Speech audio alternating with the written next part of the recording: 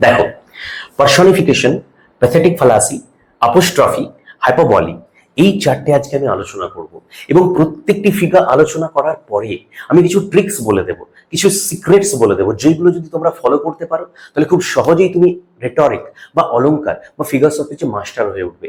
বা কোনো পোয়েট্রি বা যখন প্রোজ ভার্সন পড়ছো তার ভেতরে কি কি ফিগার্স অফ স্পিচ বা ডিভাইসেস ইউজ করা হয়েছে খুব সহজেই তুমি আইডেন্টিফাই করতে পারবে, এক্সামেও স্কোর করতে পারবে। হ্যাঁ, ঠিক তাই। আজ যেমন আমি এই চারটে আলোচনা করছি, পার্ট বাই পার্ট আমি প্রত্যেকটি ফিগার আলোচনা করব এবং তার কিছু সিক্রেট টিপস এবং হচ্ছে যে ট্রিক্স বলে দেব, যার ফলে তুমি এই রেটরিক এবং অলংকারে একদম পারদর্শী হয়ে উঠবে। চলো শুরু করা যাক। দেখো, এটি আমার সেকেন্ড পার্ট।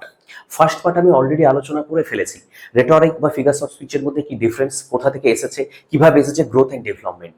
সেই পার্টটি তুমি দেখে এসো, তাহলে তোমার এই পার্টটি বুঝতে সুবিধে হবে। এটি আমার সেকেন্ড পার্ট এবং এই পার্টে আমি আলোচনা করব ফিগার্স বেসড অন ইমাজিনেশন। এটি একটি মানে ফিগার্স অফ স্পিচের ক্লাসিফিকেশনের একটি ভাগ।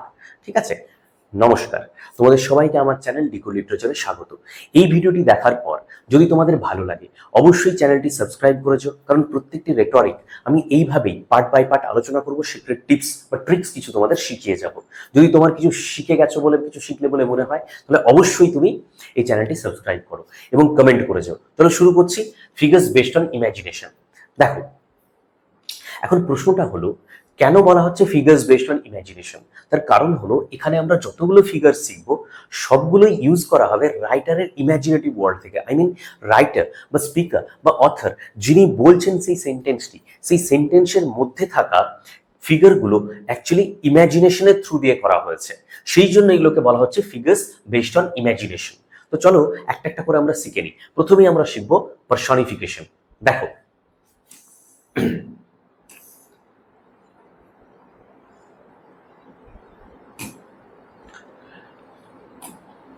পার্সনিফিকেশন কাকে বলে আগে জেনে নেওয়া যাক। এটি এসেছে কোথা থেকে, অরিজিন কোথা থেকে। দেখো, পার্সনিফিকেশন এসেছে ল্যাটিন পার্সোনা থেকে। পার্সোনা কথার অর্থ কি? A person.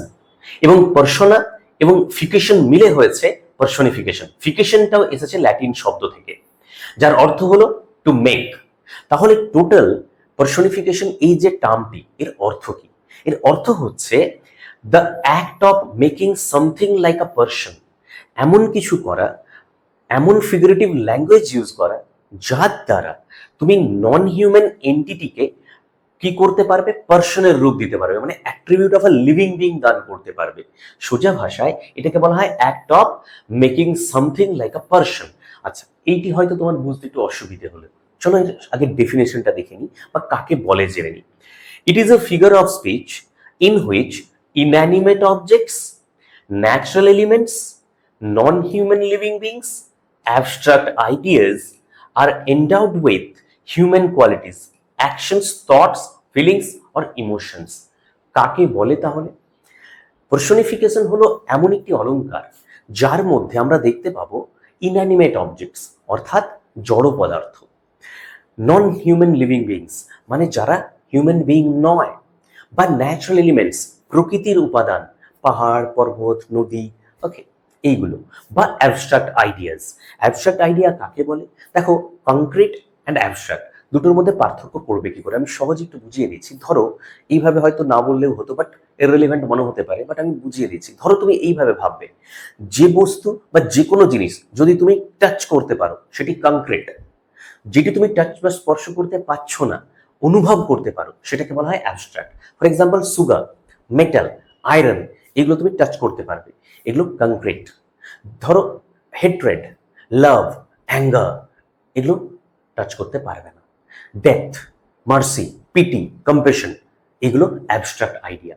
তাহলে পার্সনিফিকেশন কাকে বলে? বলছে এমন একটি অলংকার বা ফিগার্স অফ স্পিচ যেখানে দেখা যায় এই ন্যাচারাল এলিমেন্টস, ইনঅ্যানিমেট অবজেক্টস, নন হিউম্যান লিভিং বিংস অথবা অ্যাবস্ট্রাক্ট আইডিয়াসকে কি করা হয়? অ্যাট্রিবিউট, সত্তা দান করা হয়। কার সত্তা? লিভিং বিং এর সত্তা। অর্থাৎ সেন্টেন্সে তোমরা এইগুলোকে দেখতে পাবে এবং দেখতে পাবে এরা এমন কিছু করছে যেটি লিভিং বিং এর পক্ষেই সম্ভব। ফর এক্সাম্পল, ধরো, অ্যাকশনস, থটস, ফিলিংস, ইমোশনস, এইগুলো কার পক্ষে সম্ভব? লিভিং বিং এর পক্ষে সম্ভব কিছু ভাবা, কিছু করা, কিছু অনুভব করা। কিন্তু দেখা যাবে যে যখন তুমি কোনো লাইন পড়ছো সেখানে এরা রয়েছে, এরা ওই রকমই করছে। তাহলে ইমাজিনেশনের মাধ্যমে স্পিকার বা রাইটার তিনি কি করেছেন, ওই ইনঅ্যানিমেট অবজেক্ট বা ন্যাচারাল এলিমেন্ট বা নন হিউম্যান লিভিং বিং বা অ্যাবস্ট্রাক্ট আইডিয়াকে সত্তা দান করেছেন হিউম্যান বিংসের বা লিভিং বিংসের বলা যেতে পারে। দেখো কখনো কখনো হিউম্যান বিংস নাও বললে হতো, বাট আমি বলছি লিভিং বিংসের, যেহেতু পার্সোনা বা পার্সোনিফিকেশন, সেই জন্য।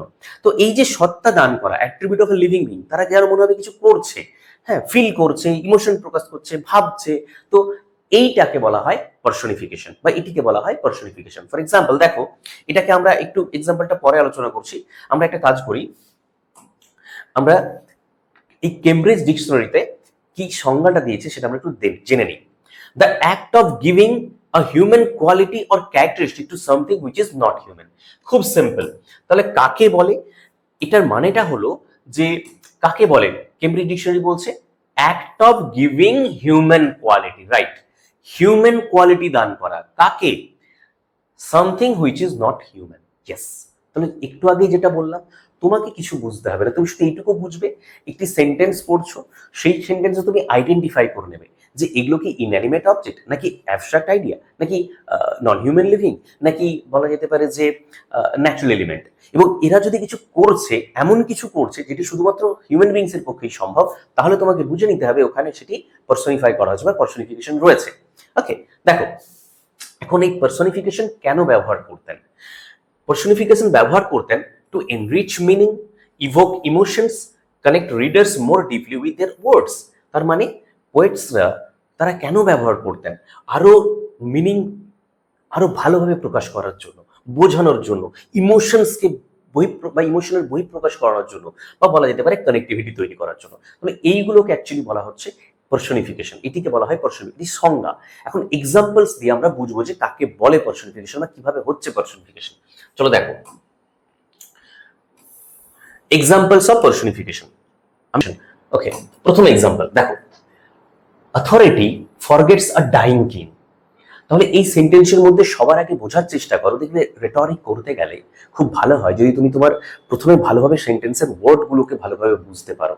ওকে, অথরিটি ফরগেটস আ ডাইং কিং, তার মানে অথরিটি ভুলে গেছে, ভুলে যায়, কাকে ভুলে যায়? Dying king. তবে একটা সময় কিং যার কাছে প্রচুর ক্ষমতা ছিল তাকেই কিন্তু ভুলে যায় অথরিটি, রাইট। এই যে তাহলে অথরিটিটা কি? Abstract idea. সে কি করছে? ফরগেটস। এই যে ফরগেটস কার পক্ষে সম্ভব বা ফরগেটিংটা কার পক্ষে সম্ভব? লিভিং বিং এর পক্ষে সম্ভব। তাহলে এখানে ইমাজিনেশনের মাধ্যমে দেখো কি করা হচ্ছে, এই জন্য বলা হচ্ছে ফিগার্স বেসড অন ইমাজিনেশন। এখানে আমরা কি দেখলাম? অথরিটি, ঠিক আছে, অ্যাবস্ট্রাক্ট আইডিয়া, তাকে লিভিং বিং এর অ্যাট্রিবিউট দেওয়া হচ্ছে, ফরগেটিং, সে ভুলে যাচ্ছে, সেই জন্য এখানে বলা যেতেই পারে, মানে বলা হচ্ছে অথরিটিকে পার্সোনিফাই করা হয়েছে। Okay, read the next line. Nature never did betray the heart that loved her. ঠিক আছে, তিনটা নামে থেকে নেওয়া হচ্ছে ওয়ার্ডসওয়ার্থের। দেখো, নেচার নেভার ডিড বিট্রে, এই যে বিট্রে করা, এই যে ভাব, ঠিক আছে, এই যে ভাব বিট্রে, এই বিট্রে করা হিউম্যান বিং এর পক্ষেই সম্ভব। এখানে বলা হচ্ছে যেন নেচার, দেখো ন্যাচারাল এলিমেন্ট, ঠিক আছে, ন্যাচারাল এলিমেন্টের ওপরে অ্যাট্রিবিউট দেওয়া হচ্ছে লিভিং বিং এর, বিট্রে করছে, তাহলে এখানে নেচারকে পার্সোনিফাই করা হলো। Read the next line. The chair ground under his weight. Chair, chair inanimate object, জড় পদার্থ। গ্রোনিং, গ্রোনিং মানে কি? যন্ত্রণা, যেন পেন হচ্ছে। তাহলে চেয়ারের পেন হচ্ছে, সে চিৎকার, চিৎকার বলাটা ভুল হবে, যেন গোংরাচ্ছে বাংলাতে যদি বলা হয়, আন্ডার হিজ ওয়েট। তাহলে এই যে চেয়ারের গ্রোনিং, গ্রোনিংটা কার পক্ষে সম্ভব? লিভিং বিং এর। তাহলে এইভাবেই যখন স্পিকার বা রাইটার বা অথার তারা দেখা যাবে যে কি করছে না, আরোপ করছে, সত্তা দান করছে কার? লিভিং বিং এর, তখন তাকে বলা হচ্ছে পার্সোনিফিকেশন। যেমন ধরো, the cat scolded me with her eyes. The cat scolded me, এই যে স্কোল্ডিং করা, ঠিক আছে, ক্যাট কি করছে? স্কোল্ড করছে। তাহলে এটি দেখো এখানে বুঝতে হবে ক্যাটকে পার্সোনিফাই করা হচ্ছে। আচ্ছা, এই ক্ষেত্রে একটু বলে রাখি, জেনারেলি এই যে নন লিভিং বিং বা এই যে ক্রিয়েচার গুলোকে পার্সোনিফাই করা হয়, অনেকের একটু কনফিউশন থাকতে পারে যে এগুলোকেও কি পার্সোনিফিকেশন বলা হয়। দেখো, যদি আমি এইভাবে বলতাম দ্য ক্যাট ইজ মিউইং অথবা দ্য ডগ ইজ বার্কিং, এগুলোকে কিন্তু পার্সোনিফিকেশন বলা যায় না। অ্যাকচুয়ালি এগুলো ফিগারেটিভ ল্যাঙ্গুয়েজ ইউজ হচ্ছে না। মিউইং বা বার্কিং ডগের ক্ষেত্রে এগুলো লিটারাল স্টেটমেন্ট, এগুলো ফিগারেটিভ ওয়েতে ইউজ হচ্ছে না। বাট এখানে যেটা হয়েছে, এখানে ক্যাটকে এই যে স্কোল্ডিং করাটা, এটা হিউম্যান বিংস এর পক্ষেই সম্ভব, সেই জন্য এটা এখানে পার্সনিফিকেশন করা হয়েছে বা পার্সনিফাই করা হয়েছে বলা যেতে পারে। Next, for summer has overbrimmed their clammy cells. এই যে সামার, দেখো এখানে সামারকে এই যে ওভারব্রিমিং, এটি লিভিং বিং এর পক্ষে সম্ভব। এইভাবে যখন কোনো ইনঅ্যানিমেট অবজেক্ট, ন্যাচারাল এলিমেন্ট বা তোমার অ্যাবস্ট্রাক্ট আইডিয়া বা তোমার ধরো যে কোনো কিছু, তাকে অ্যাট্রিবিউট দেওয়া হবে লিভিং বিং, তাকে বলা হয় পার্সনিফিকেশন। এই হলো এক্সাম্পল সমেত আমি বুঝিয়ে দেওয়ার চেষ্টা করলাম। কিছু ট্রিক্স বলে দিচ্ছি। দেখো, ট্রিক্স হচ্ছে তুমি কিভাবে মনে রাখবে। একটা শর্ট ফর্ম মনে রাখবে। প্রথমত শর্ট ফর্ম মনে রাখতেই পারো সংজ্ঞাটা, attribute of a living being, এইভাবে মনে রাখতে পারো। বা মনে রাখতে পারো PEAR, personification explains actions as real human. Full form তুমি পার্সনিফিকেশন ইকুয়াল টু PEAR, এটা মনে রাখবে, এটা trick. Personification explains actions as real human. Personification কি করে, যে কোনো অ্যাকশন, ধরো কোনো সেন্টেন্স পড়ছো, যদিও এটা সর্বক্ষেত্রে হয় না, সেখানে দেখা যাবে যে ভার্ব কিছু করছে, সাবজেক্ট করছে, রাইট, ভার্বের থ্রু দিয়ে। তো সেখানে দেখবে যেন মনে হবে সেই অ্যাকশনটা সেটা কার পক্ষেই সম্ভব, রিয়েল হিউম্যানের পক্ষেই সম্ভব, তাদের পক্ষে সম্ভব ছিল না। তো এইভাবেই পার্সনিফিকেশন, বা বলা যেতে পারে দেখো, it's not human but it's doing something only a human can do, it's personification. তুমি আইডেন্টিফাই করতে পেরে গেছো একটা সেন্টেন্সে যেটি হিউম্যান নয়, কিন্তু সে এমন কিছু করছে হিউম্যান বিং এর পক্ষেই সম্ভব, দ্যাট ইজ অ্যাকচুয়ালি পার্সনিফিকেশন। তবে এই ট্রিকটি ফলো করবে, PEAR বা attribute of a living being, এটুকু মনে রাখবে, তাহলেই দেখবে তোমার সহজে মনে থাকছে। নইলে তুমি কনফিউজ হয়ে যাবে, এত রেটরিক যখন তুমি দেখবে কোনটা কি হচ্ছে বুঝতে পারছো না। ঠিক আছে, চলো নেক্সট। পার্সনিফিকেশন হলো আমাদের। এরপরে আমরা শিখবো প্যাথেটিক ফ্যালাসি। দেখো, প্যাথেটিক ফ্যালাসি পার্সনিফিকেশনের একটি ভাগ। তাহলে প্যাথেটিক ফ্যালাসি কাকে বলে আগে জেনে নেওয়া যাক। দেখো, the term pathetic fallacy was coined by the Victorian art critic John Ruskin. Yes, pathetic fallacy এই টার্মটি কে কয়েন করেছেন? John Ruskin. কোন বইয়ে? Modern Painters in 1856। ঠিক আছে, এটি জাস্ট একটু ইনফরমেশনের জন্য মনে রাখবে। প্যাথেটিক ফ্যালাসি অ্যাকচুয়ালি কি, এর অরিজিন কি, কোথা থেকে এসেছে? দেখো, গ্রিক শব্দ প্যাথোস থেকে এসেছে, যার অর্থ ইমোশন, আবেগ। আর ফ্যালাসি মানে হচ্ছে ফলসুড বা মিস্টেকেন বিলিফ, বা বলা যেতে পারে ভুল। তাহলে প্যাথেটিক ফ্যালাসির ফুল মানে কি? It's a mistake of emotion. যা বাবা, তোমরা বলতে পারো স্যার কি বলছেন, মিস্টেক অফ ইমোশন? হ্যাঁ, কিভাবে চলো দেখা যাক। তাহলে প্যাথেটিক ফ্যালাসি মানে কি? প্রথম ইউজ করেছেন জন রাস্কিন, রাইট। সেকেন্ড হচ্ছে যে কোথা থেকে এসেছে, এবং ফলসুড বা মিস্টেকেন ফ্যালাসি কথার অর্থ বা ভুল বলা যেতে পারে, রং ইমোশন বা it's a mistake of emotion. হঠাৎ করে কেন এইরকম ভাবে জন রাস্কিন বলতে গেলেন, বা জন রাস্কিনের অ্যাকচুয়ালি কয়েন করার পারপাস কি? চলো প্যাথেটিক ফ্যালাসিটা দেখে নিই। বলেছে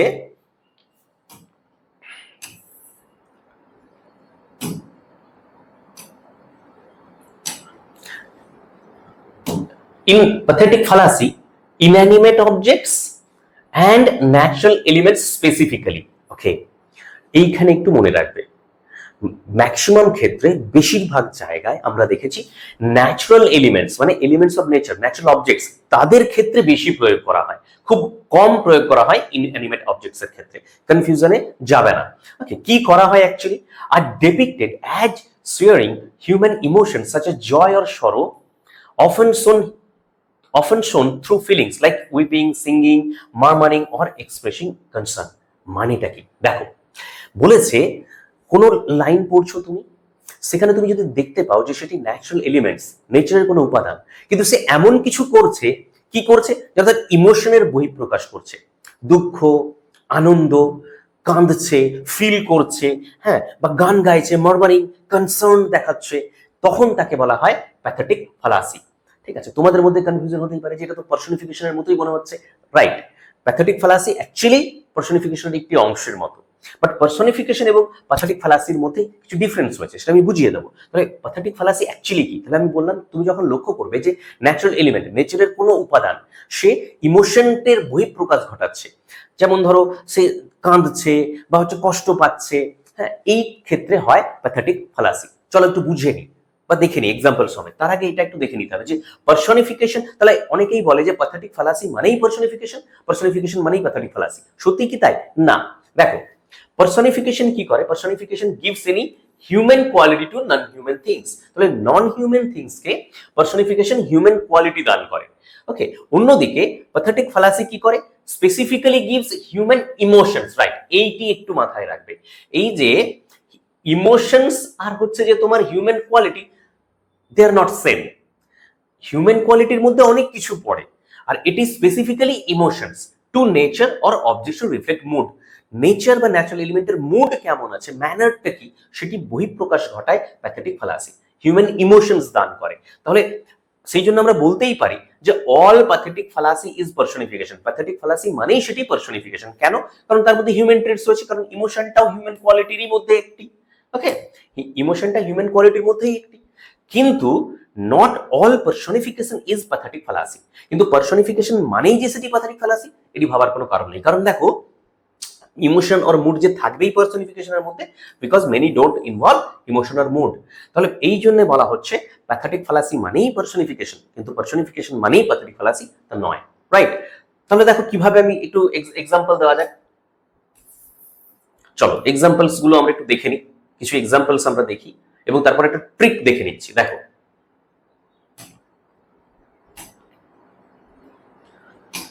যেমন ধরো, earth felt the wound. Earth কি ফিল করছে? আঘাতটি। তাহলে আর্থ কনসার্ন দেখাচ্ছে। Second, the wind whispered secrets through the trees. ধরো বাতাস খুব জোরে বয়ে যাচ্ছে, কবি কল্পনা করে কাব্যিক ভাষায় ফিগারেটিভ ল্যাঙ্গুয়েজ ইউজ করে বলছেন দ্য উইন্ড হুইসপার্ড। তাহলে এই যে হুইসপার্ড, তাহলে এই যে অ্যাকচুয়ালি কি করছে, সে কিছু ইমোশনস দেখাচ্ছে। ওকে, বা ধরো যদি এইভাবে বলা যায়, earth can not so brave a sight. এই যে শোয়িং, আর্থ দেখাচ্ছে এত ব্রেভ সাইট একটা। ওকে, বা ব্রেভ সাইট তিনি দেখাতে পারছেন না, এর থেকে বেশি আর্থ দেখাতে পারবে না। এই যে বিষয়টি প্যাথেটিক ফ্যালাসি। তাহলে এখানে আমরা কি দেখলাম? ফিল করছে, এই যে ইমোশন জেনারেট করছে, বা হুইসপারিং, এইগুলো ন্যাচারাল এলিমেন্ট। আচ্ছা, এইবারে আমি আরেকটা এক্সাম্পল দিয়েছি যেটা অ্যাকচুয়ালি ন্যাচারাল এলিমেন্ট নয়। অনেক সময় অনেকে বলে যে ন্যাচারাল এলিমেন্টের ক্ষেত্রেই প্যাথেটিক ফ্যালাসি হয়, অন্য ক্ষেত্রে হয় না। হ্যাঁ ঠিক তাই, ম্যাক্সিমাম ক্ষেত্রে তা হয়। ম্যাক্সিমাম ক্ষেত্রে কিছু কিছু জায়গায় আমরা দেখতে পাই। যেমন ধরো for example, the old house seem to sigh in the twilight. এই যে সাই, দেখো সাই কথার মানে কি? দীর্ঘ নিঃশ্বাস, রাইট? তাহলে দীর্ঘ নিঃশ্বাস ফেলা যেন সেই ইমোশনের বহিঃপ্রকাশ। এই ইমোশনের বহিঃপ্রকাশ যখন এই রকম ভাবে ওল্ড হাউস দেখাচ্ছে, ধরে নিতে হবে এখানে কি করা হয়েছে, এটা প্যাথেটিক ফ্যালাসি। তবে এই হচ্ছে প্যাথেটিক ফ্যালাসি। এইবারে দেখো, প্যাথেটিক ফ্যালাসিকে মনে রাখতে গেলে কি ট্রিক ব্যবহার করতে হবে? তুমি শুধু একটা টার্ম মনে রাখবে, feel, FEEL। F stands for feelings, E stands for expressed by, E stands for elements of nature, L stands for to show life's mood। তাহলে feelings expressed by elements of nature to show life's mood. এমন feelings, natural elements দেখাচ্ছে কিসের জন্য? না, লাইফে তার সেই সময়ের মুড বা ম্যানারকে উপস্থাপন করার জন্য। তাহলে pathetic fallacy is equal to feel. ফিলের টার্মগুলো একটু মনে রাখবে, রাইট? বা এইরকম ভাবে তুমি মনে রাখতে পারো, শুধু এইটা মনে রাখতে পারো, nature feels. Yes, pathetic fallacy মানেই নেচার ফিলস। তাহলে নেচার কি করছে? ফিল করছে। ওকে, তার মানে নেচার তার ফিলিংসকে বা মুডকে রিফ্লেক্ট করছে। এই হচ্ছে ট্রিক। প্র্যাকটিস করতে হবে, তাহলে তোমার কনসেপ্ট। তাহলে দেখো, আমি কনসেপ্ট ক্লিয়ার করার চেষ্টা করছি, একটা ট্রিক বলে দিচ্ছি এবং বলছি বারবার প্র্যাকটিস করো এক্সাম্পলস দিয়ে, তাহলেই দেখবে তুমি মাস্টার হয়ে গেছো। নেক্সট,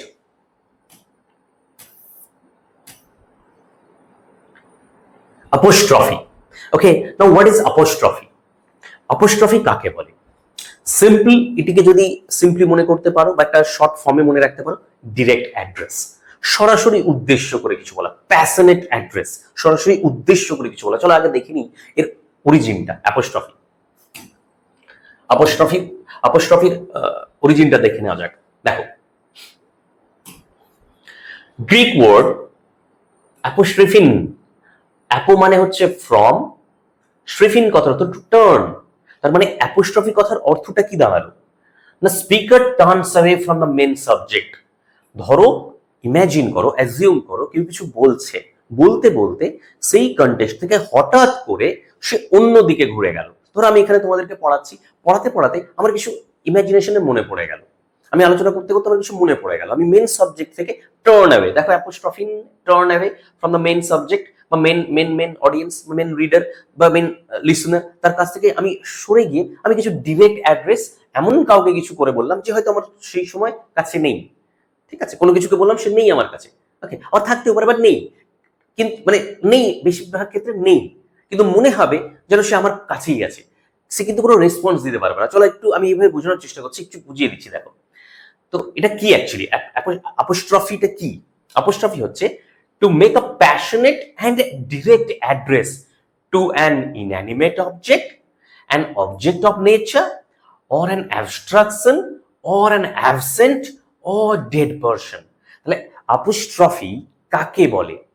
তুমি মেন টপিক, মেন সাবজেক্ট থেকে হঠাৎ করে সাডেনলি সরে গিয়ে একটা ডিরেক্ট সরাসরি উদ্দেশ্য করে, যেন সে শুনতে পাচ্ছে তোমার কথা বা সেই জিনিসটি তোমার কথা শুনতে পাচ্ছে বাট কোনো রেসপন্স করতে পারবে না, সেই রকম সরাসরি উদ্দেশ্য করে কিছু বলা হচ্ছে। যেমন ধরো কার কার ক্ষেত্রে হতে পারে, ইনঅ্যানিমেট অবজেক্ট হতে পারে, জড় পদার্থ, নেচারের কোনো উপাদান হতে পারে, কোনো অ্যাবস্ট্রাক্ট আইডিয়া হতে পারে, বা কোনো লেজেন্ডারি কোনো কিছু হতে পারে, ইভেন্ট হতে পারে, পার্সন হতে পারে, সে হয়তো মারা গেছে বা সেখানে নেই, এইরকম কিছু, তাকে সরাসরি কিছু তুমি বলছো উদ্দেশ্য করে, হঠাৎ করে, সেখানে প্রথমে তার সাথে কোনো কন্টেক্সচুয়াল কোনো কিছু রিলেশন ছিল না, হঠাৎ করে তোমার মনে পড়ে গেল, তুমি বলে ফেললে ইমাজিনেশনের মাধ্যমে, স্পিকার বলে ফেললো, দ্যাট ইজ অ্যাকচুয়ালি অ্যাপোস্ট্রফি।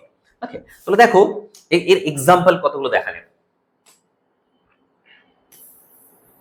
আগে আমরা এক্সাম্পলটা দেখে নিই, ওকে, তারপর আমরা ট্রিক দেখবো। দেখো কি বলছে example, O death where is the sting, O death where is the sting, ও মৃত্যু, ও মৃত্যু তোমার হাত কোথায় বা কাঁটা কোথায়? তাহলে কাকে উদ্দেশ্য করে বলছে? ভেবে দেখো, ডেথকে, যেন ডেথ শুনতে পাচ্ছে, যেন সেখানেই ডেথ দাঁড়িয়ে আছে। ওকে, তাহলে death abstract idea. Next, O wild west wind the breath of autumn's being, তাহলে কাকে উদ্দেশ্য করে বলছে? ওয়েস্ট উইন্ডকে। ওকে, যেন ওয়েস্ট উইন্ড শুনতে পাচ্ছে, যেন সেইখানেই দাঁড়িয়ে আছে। Okay, Milton thou should be living at this hour. Okay, Milton, মিল্টনকে উদ্দেশ্য করে বলছে। দেখো মিল্টন, রাইট, মিল্টনকে উদ্দেশ্য করে বলছে, মিল্টন কিন্তু সেখানে নেই, হতে পারে তিনি মারা গেছেন, তাকে তুমি যদি এখানে থাকতে খুব ভালো হতো। Next, hail to thee blithe spirit to skylark থেকে, দেখো ব্লিথ স্পিরিটকে বলছে। ওকে, তাহলে এখানে দেখো সরাসরি এই চারটে উদাহরণের ক্ষেত্রে, এক্সাম্পলের ক্ষেত্রে, মিল্টনকে ডিরেক্ট অ্যাড্রেস, ব্লিথ স্পিরিটকে, ওয়েস্ট উইন্ডকে অ্যান্ড ডেথ। ওকে, সরাসরি passionate appeal, passionate direct address, এগুলোকে বলা হচ্ছে অ্যাপোস্ট্রফি। তাহলে অ্যাপোস্ট্রফি শেখার short form direct address. Okay, দেখো এইবারে এর কিছু শর্ট ফর্ম জানা যাক বা ট্রিক্স জানা যাক যে কেমন করে আমরা এটিকে মনে রাখতে পারবো। যেমন ধরো প্রথমত হচ্ছে যে, যদি এটা সর্বক্ষেত্রে বা সবসময় প্রয়োগ করা হয় না, জেনারেলি সেন্টেন্স কখনো কখনো বিগিনস উইথ ও। যেমন ধরো ওখানে ছিল ও ডেথ, রাইট, বা ও ওয়াইল্ড ওয়েস্ট উইন্ড। আচ্ছা, এই ক্ষেত্রে বলে রাখি, সবসময় যে ও দিয়ে শুরু হবে তার কোনো মানে নেই, বাট স্টিল হ্যাঁ, অনেক ক্ষেত্রে দেখা যায় ও। এগুলো ট্রিক আর কি, যে তুমি বুঝতে পারছো না, তাহলে একটু প্রথম প্রথম প্রথম শিখতে পারছো না, লাইক এটা দেখে তারপরে তুমি প্র্যাকটিস করলে, শিখলে, বুঝলে, সেই জন্য বলেছি। আচ্ছা, ডিপ ইমোশন থাকবে, গ্রিফ, ওয়ান্ডার, লাভ, অ্যাঙ্গার, ও এরকম থাকবেই থাকবে। আর জেনারেলি কখনো কখনো দেখা যায় যে এইরকম একটি এক্সক্লেমেটরি মার্ক রয়েছে, কখনো কখনো দেখা যায়। ওকে, এক্সক্লেমেটরি মার্ক রয়েছে, সর্বক্ষেত্রে থাকে না, আবার বলছি এগুলো সর্বক্ষেত্রে থাকে না। নেক্সট হচ্ছে যে the addressee can't reply, yes, যাকে উদ্দেশ্য করে বলা হচ্ছে সে কিন্তু কোনো রিপ্লাই দেবে না, ডেথ রিপ্লাই দিচ্ছে না, মিল্টন রিপ্লাই দিচ্ছে না, ওয়েস্টম্যান রিপ্লাই দিচ্ছে না, এইরকম। তাহলে এর যে তুমি যদি ট্রিক ফলো করো বা কিভাবে মনে রাখবে, মনে রাখবে call, CALL, C stands for calling out, A to someone absent or lifeless or legendary, imaginary। তাহলে দেখো কলিং আউট মানে তুমি অ্যাড্রেস করে বলছো, কি রকম? To someone absent or lifeless or legendary imaginary. Okay, এই যে কল শর্ট ফর্ম, যেমন আমি প্রত্যেকটা একটা শর্ট ফর্ম শিখিয়ে যাচ্ছি ট্রিকের মতো করে, এটি মনে রাখবে। তাহলে তুমি যদি কোনো কিছু কাউকে যে রেসপন্ড করতে পারে না বলে মনে হচ্ছে, তাকে ডিরেক্ট করে বলছো, অ্যাড্রেস করে বলছো, সেটি অ্যাপোস্ট্রফি। দেখো, if you are calling out to something or someone who can't respond, it's apostrophe বা অ্যাপোস্ট্রফি। ওকে, রেসপন্ড করতেছে পারবে না, এই হলো অ্যাপোস্ট্রফি। Next, final, last one, hyperbole. দেখো হাইপারবলি কি জিনিস ইন জেনারেল। দেখো আমাদের মনে হয় না কখন আমরা হয়তো বাড়িতে আছি, প্রচুর খিদে পেয়েছে, আমি বাড়িতে বলছি খাবার দাও, আমি পুরো শেষ করে দেব, পুরো খেয়ে ফেলবো, সবার খাবার আমি খেয়ে ফেলবো। এটা কেন বলি আমরা? ইমোশনকে বোঝানোর জন্য, এমফাসাইজ করার জন্য, অতিরঞ্জিত করে বলছি আমাদের সেই ইমোশনকে বাহির বা বহিঃপ্রকাশ করানোর জন্য, রাইট? চলো দেখা যাক hyperbole. The word has come from Greek hyper, okay, যার অর্থ হচ্ছে over or beyond, and ballein, BALLEIN, okay, বা বেলিন, থ্রো। তাহলে হাইপা মানে ওভার অর বিয়ন্ড, আর বেলিন অর্থাৎ থ্রো। তাহলে পুরো হাইপারবলি কথার অর্থ কি? আর থ্রোয়িং বিয়ন্ড অথবা গোয়িং বিয়ন্ড দ্য ট্রুথ। তাহলে এমন কিছু রিয়েলিটিতে যেটি সম্ভব না সেটি অতিক্রম করে যাওয়া, তাহলে সেই জন্য বলা হচ্ছে থ্রোয়িং বিয়ন্ড। কিছু বলা, দেখো সবগুলোই করছি figures based on imagination. Imagine মানে কল্পনা করেই সম্ভব, ইমাজিনেশনের ওয়ার্ল্ডেই সম্ভব। তাহলে যেটা ট্রুথ নয়, তাহলে হাইপারবলি কাকে বলে? Hyperbole is an exaggerated statement under stress of a strong emotion. Yes, তোমার ইমোশন তার বহিঃপ্রকাশ করার জন্য যখন তুমি অতিরঞ্জিত করে কোনো স্টেটমেন্ট দিচ্ছ, মানে ওভার স্টেটমেন্ট, অতিরঞ্জিত করে বলা, মানে বলে না যে একটু বাড়িয়ে বলা হচ্ছে, ওকে। তাহলে হাইপারবলি কি? Exaggerated statement. তুমি শর্ট ফর্ম কিভাবে মনে রাখবে? হাইপারবলি এক্সাজারেটেড স্টেটমেন্ট, ওকে। চলো তাহলে হাইপারবলি কেন ইউজ করা হয়, হাইপারবলি কেন ইউজ করা হয় সেটা দেখা যাক। দেখো, স্ট্রং ফিলিং এর জন্য, serious or dramatic or comic ইফেক্টের জন্য, ড্র অ্যাটেনশন। তাহলে ফিলিং খুব স্ট্রং ইমোশন বহিঃপ্রকাশ করার জন্য, বা সিরিয়াস, ড্রামেটিক অথবা কমিক ইফেক্টের জন্য, বা কারো অ্যাটেনশনকে নিজের দিকে নিয়ে আসার জন্য সাধারণত হাইপারবলি ইউজ করা হয়। চলো আমরা হাইপারবলির কতগুলো এক্সাম্পল দেখে নিচ্ছি, ওকে। এক্সাম্পলটা দেখা যায়।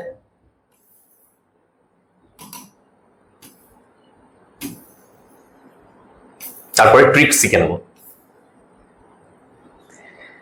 To see her is to love her. To see her is to love her. মানে লাভ এট ফার্স্ট সাইটের মতো, তাকে দেখা মাত্র প্রেমে পড়ে যাবে, সে এত সুন্দর দেখতে। এটা সম্ভব লিটারালি হয় না হয়তো, হ্যাঁ, এটা ইমাজিনেটিভ ওয়ার্ল্ডেই হয়, বা অতিরঞ্জিত করে বলা হচ্ছে to see her is to love her, love at first sight. প্রথমে এত সুন্দর দেখেই প্রেমে পড়ে যাবে, যেই দেখবে প্রেমে পড়ে যাবে, it's like that. 10,000 saw at a glance, এক দৃষ্টিতে আমি 10,000 দেখলাম, ড্যাফোডিলস থেকে নেওয়া। তা দেখো, তুমি কি কাউন্ট করলে 10,000 দেখলে? না, অ্যাকচুয়ালি কেন বলেছেন? সেই ইমোশনকে বাইরে নিয়ে আসার জন্য। The blue bird carries the sky on his back. Blue bird কখনো কি এই ক্যারি করতে পারে স্কাইকে? পারে না, কিন্তু এমন ভাবে বহিঃপ্রকাশ করা হচ্ছে এক্সাজারেটেড ওয়েতে, ওকে। বা to follow knowledge like a sinking star beyond the utmost bound of human thought, Ulysses থেকে নেওয়া, টেনিসনের লেখা। বা এই যে এটা আমরা সাধারণত প্রত্যেকদিন এরকম বলি, আই নিয়ারলি ডাইড অফ লাফিং, হাসতে হাসতে মারা যাচ্ছি, এত হাসি পাচ্ছে। হাইপারবল বা হাইপারবলি, ওকে। চলো ট্রিক কি? মনে রাখতে হবে hit, HEAT. H stands for huge, E stands for exaggeration, A added for, T tone or effect. Okay, তার মানে hit, huge exaggeration, added for tone or effect. Hyperbole এটি মনে রাখবে যে হিউজ এক্সাজারেশন, প্রচুর ভালোভাবে বেশি করে অতিরঞ্জিত করে বলা, ইমোশনাল ইফেক্ট বা স্ট্রং ইমোশন বা টোনকে বহিঃপ্রকাশ করানোর জন্য, ওকে। তাহলে দেখো, বা এইভাবেও মনে রাখতে পারো, ওকে। হাইপার মানে হাই, বলি মানে স্পিক। তাহলে hyperbole speaking to highly, speaking to highly মানে এক্সাজারেটিং ওয়েতে বা এক্সাজারেটেড ওয়েতে, ওকে, বলা যেতে পারে অতিরঞ্জিত করে বলা। তাহলে হাইপারবল মানে স্পিকিং টু হাইলি অথবা হিট, ওকে। তাহলে if it's a huge exaggeration for effect, it's undoubtedly hyperbole. এইভাবে আমি তোমাদের সাথে আলোচনা করার চেষ্টা করলাম। যদি ভালো লাগে অবশ্যই তোমরা চ্যানেলটি সাবস্ক্রাইব করো, লাইক করো, কমেন্ট করো। আমি এরপরে প্রত্যেকটি টিউটোরিয়াল এইভাবে আলোচনা করব। Thanks for watching.